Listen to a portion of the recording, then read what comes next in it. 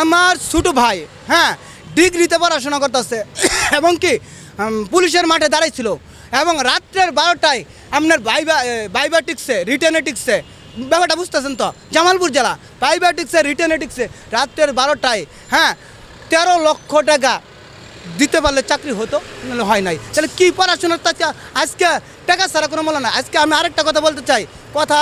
বাড়তে দা, আজকে সংসদে যদি আমাদের মতো গরিব মানুষের ছেলেপেলেরা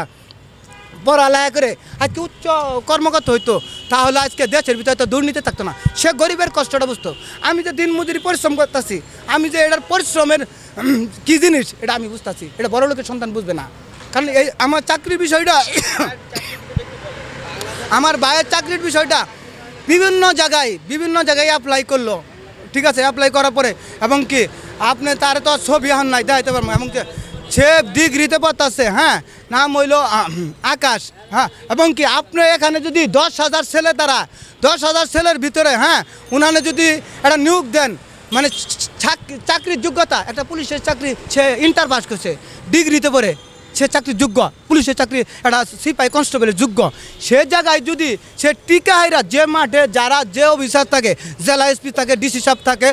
এবং কি উপরোক্ত কর্মকর্তা থাকে ওখানে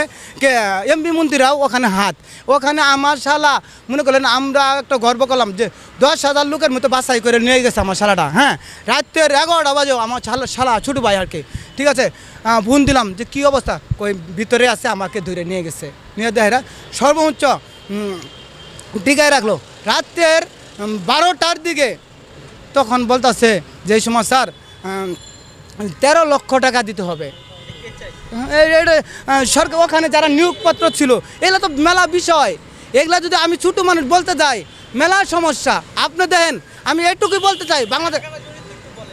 এটা সরকারি যারা কর্মকর্তা যারা নিয়োগ দেয় তারা সঠিকভাবে এবং কি সৎভাবে নিয়োগ দিলে আজকে গরিব মানুষের ছেলেবেলে চাকরি হতো। টাকাও দেয় নাই, চাকরি হয় নাই, টাকা না দেওয়াতে চাকরি হয় নাই,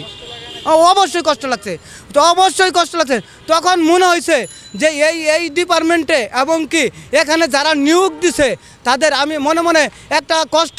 শুধু কষ্ট না, আমার আম্মা এবং কি আমার শাশুড়ি আম্মা হ্যাঁ শুধু সেদিন নামাজ পড়ছে এবং কি চুলায় আগুন জ্বালায় নাই, যে আগুন জ্বালাইলে একটা বিপদ ছেলেটা মাঠে দাঁড়াইছে, সারাদিন কোনো খাওয়া ঠাওয়া নাই, নামাজ পড়ালে যে আজকে আমার ছেলেটা চাকরি হয়ে যাবে গা। রাত্রের 12টায় যখন ছেলে ফোন দেওয়া বলে যে আম্মা আমার চাকরি তো হবে না,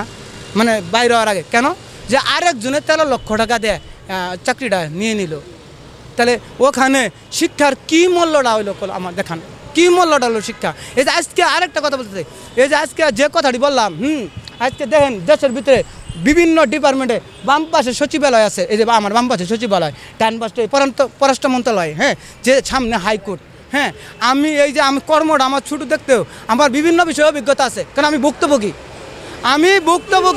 আমি এই হাইকোর্টে আইছি, হাইকোর্টে আমার মামলা ছিল জমিনিয়া, এই যে হাইকোর্টে হ্যাঁ বিচারপতি খুচুজ্জামানের আদালতে হ্যাঁ, আমার মামলাটার পক্ষ হইতে যে 21 দিন সময় লাগে হেন আমার 4 মাস সময় লাগছে। তাহলে 4 মাস লাগছে কি লিগা, ওই যে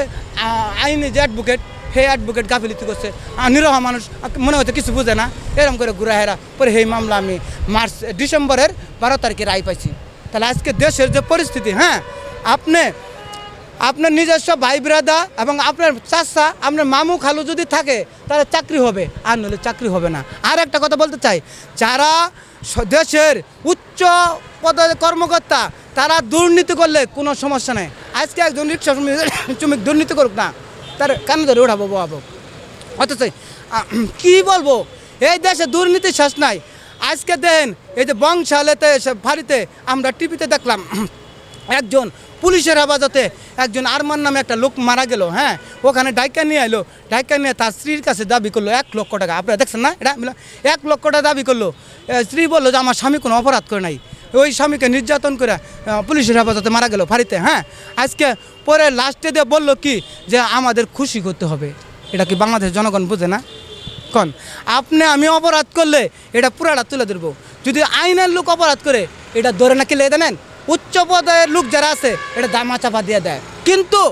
এই দামা চাপা একদিন মরণের পর এটা তার জবাবদিহি করতে হবে ভাই, এই জব দিকে এই যে দেন হাজার হাজার কোটি টাকা নিয়ে বিদেশে বাজার করছেন কি এই টাকা তো সাথে নিয়ে যাইতে পারবেন না,